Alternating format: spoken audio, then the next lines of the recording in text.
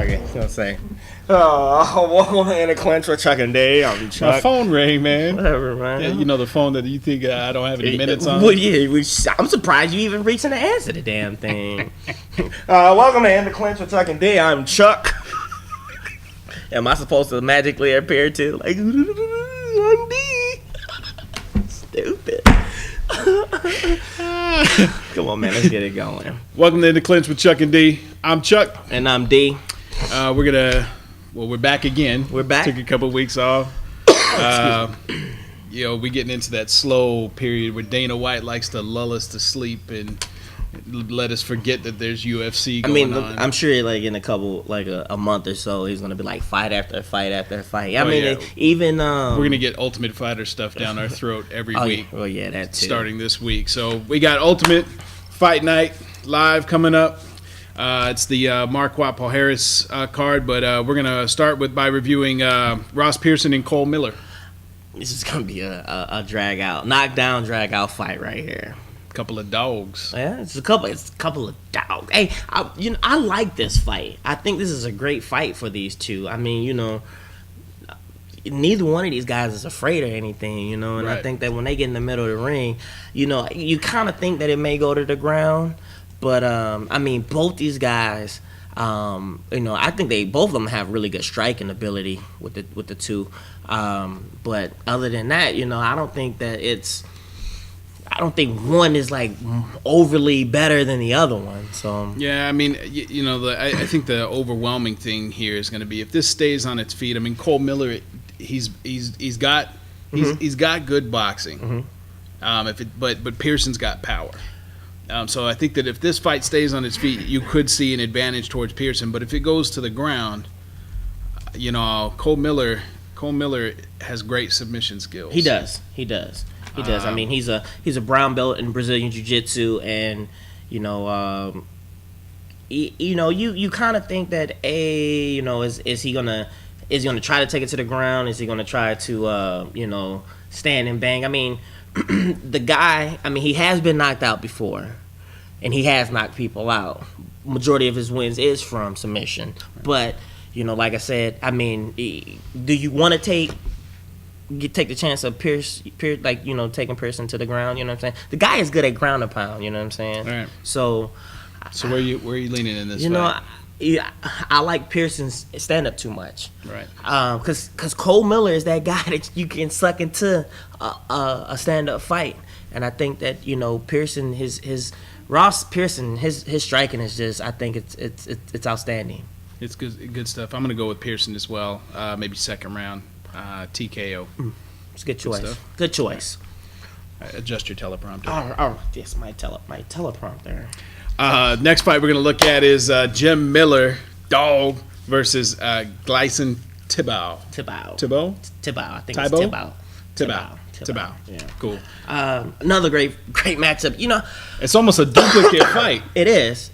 I mean, you have someone that is primarily striking, where another one's more, well, I wouldn't say striking. I think both of their takedown and submission is probably about even. I think this is a more even match than the Cole Miller Ross Pearson fight, just simply because I think both these guys like to take it to the ground and just and ground and pound, but a lot of transitions. Yeah, but Miller's jiu-jitsu is outstanding, though. Right. I mean, him and his brother. He's the better of the brothers. Well, I have to agree with Dan's put up a couple of donuts the last couple of fights. Yeah, that is very true. But I mean, Jim Miller is. I mean, both of them are beasts. But Jim Miller, I have to agree with you. He is the better of the two, and his submission game is really nice. I mean, he got that guillotine in the last fight. Yeah, and that was a tough pretty guillotine. Nasty. Yeah, it was. So I'm gonna go Jim Miller. I can't go against this guy. I mean, you go against this guy, it's like not betting on the Lakers against Boston. Ooh. Hey, no, I'm not a Boston fan. I'm not a Lakers fan. Let's get that out there. I'm a Lakers fan, so you're good. You're good. Right. You're good. I don't want them Boston fans like, oh, this guy, So you going Jim Miller? I'm gonna go Jim Miller, man. All right, next fight is a relatively unknown fighter, Charles Oliveira versus Efren Euskadero. Efren is the Ultimate Fighter winner from what 2 years ago? 2 years ago? Yeah, I think it was 2 seasons ago. Something that like that. From the that was from the semen. The semen. Oh yeah, I don't even don't go there with that.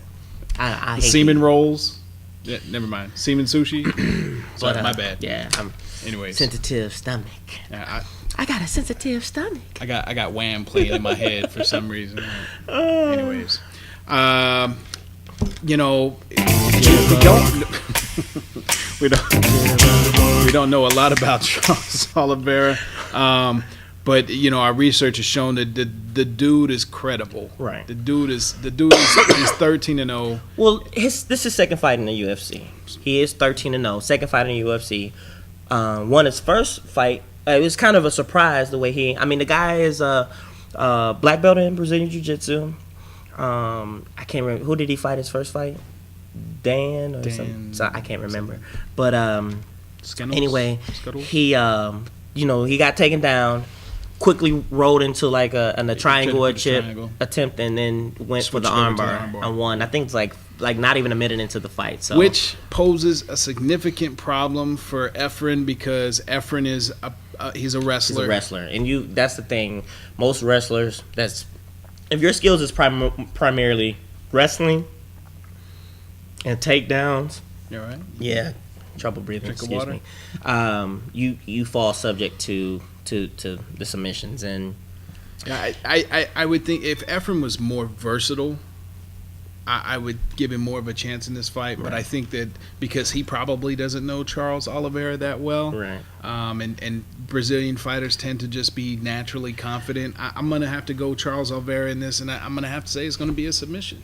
I'm gonna have to agree. That's my prediction. I'm not saying that I think my prediction in this is going to be the same. I think it's Efren's not his last fight, but the fight before last he got submitted, and I think it's going to happen in this fight as well.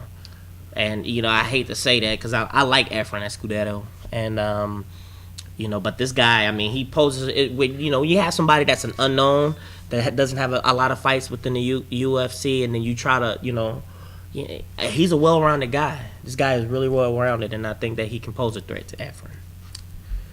Good stuff. Last fight, Nate Marquardt versus Rousimar Palhares.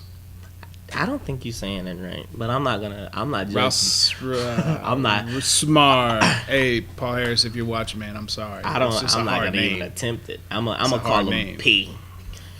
How about Tuquino? Tuquijo. Okay. Tuquino. Anyways, two great fighters here. You can't really take anything away from either one of these guys. P is a really good fighter. Right. Great submission specialist. Just an all-around tough guy. Only thing I like about this dude is it looks like before the fight, like Darth Vader, they plant his hair on his head because the dude has severe hair helmet. Have you ever seen this dude's hair, man? It looks like it's so perfect. Like it just gets. Don't hate his jeans because you got bad hair helmet.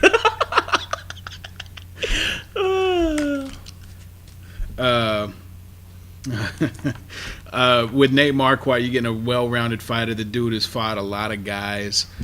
This is a tough fight to pick, though. I'm gonna go with Nate. Reason why is, and I'm basing this just off submission and takedown is Palhares his strength. Nate is a well-rounded fighter. The camp he comes from is it's a great camp, Right. You training with nothing but a bunch of champs, then that's the type of fighter you breed. You breed that type of pedigree. But I just think, Marquardt is a bigger fighter. He's 2 inches taller. This guy, he's brutal when he fights. 4 inches. No, he's 2 inches taller. No, he's 4 inches taller. He's 4 inches taller. I'm sorry. You're absolutely right. You want a cookie? No. Okay. I'm not hungry. Thank you, though. He's 4 inches taller. And like I said, he's just a bigger fighter, man. I don't... unless... unless he just gets, I'm gonna go ahead and say this is going the distance, and I'm gonna take Nate Marquardt in the decision. I'm gonna say knockout first round, Marquardt. Well, that's it for the fight night. Again, we had a spectacular the last UFC fight we watched. We went out and watched it at Buffalo Wild Wings out in Grapevine. And we want to thank the Buffalo Wild Wings in Grapevine for having us and opening up,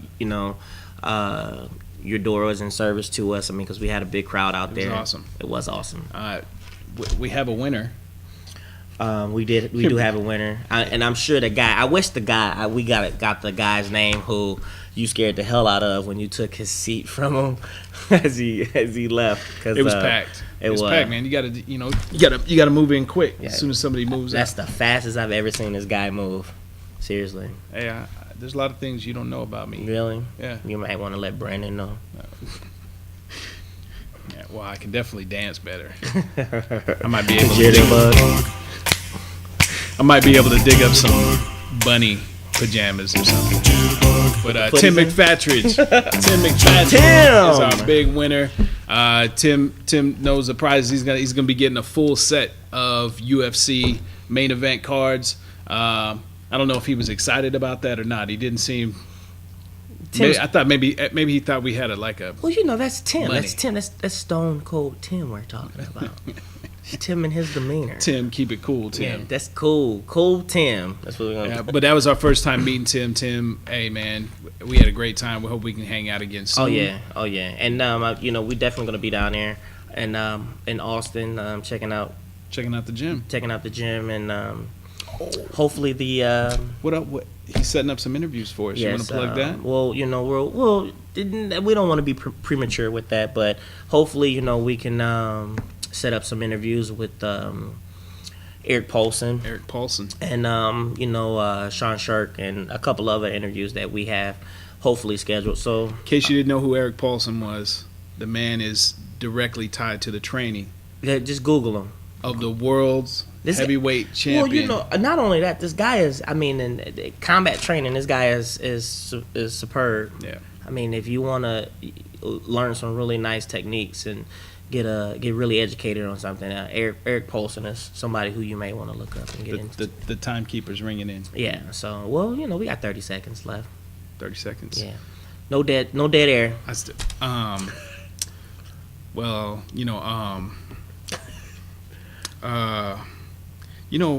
We got to do this show in black and white sometime because we've seen some videos. It looks really cool. We could put a big ass light behind us right here, and we'll look all dark and mysterious. Hey, if y'all wonder what's going on here, this guy is beefing with another dude. So, anyways, well, hey man, that's it. That's all we got. We'll see you next week when we break down UFC 119. Until then, I'm Chuck D in black and white, and you were in the clinch.